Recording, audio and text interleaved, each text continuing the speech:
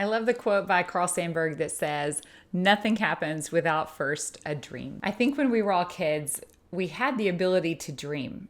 It was like our imagination was just activated. And as we got older, it's like the imagination got quieter and quieter as we just embraced the realities of everyday life. But if we go back to those childlike dreams, I feel like there's always some nugget of truth that was hidden in that, that if we could tap back into it, we're going to be living richer, fuller lives. So I know for myself, my only dream when I was little was I wanted to grow up and be a teacher, and I wanted to have a literal white picket fence. I don't know why, but it just seemed ideal in my mind to have this little house with a white picket fence.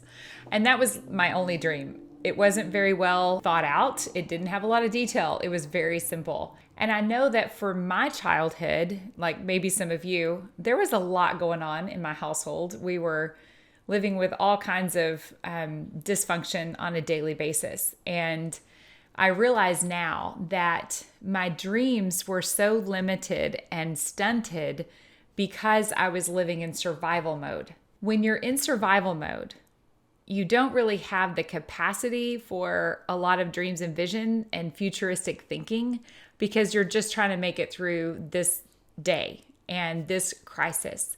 So if that's been you, then maybe the ideas of having dreams and visions for your life is like, that's for somebody else. Like, I don't get to do that. I just have to live in the real world and I've just got to make ends meet today.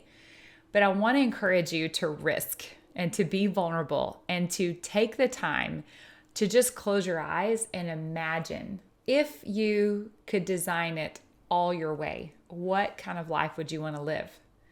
What are the things that would make you come alive? What could you envision yourself being joyful and fulfilled if you were living in this particular context? I just want to encourage you to really reclaim that childhood innocence, that dreamt, that allowed yourself to imagine.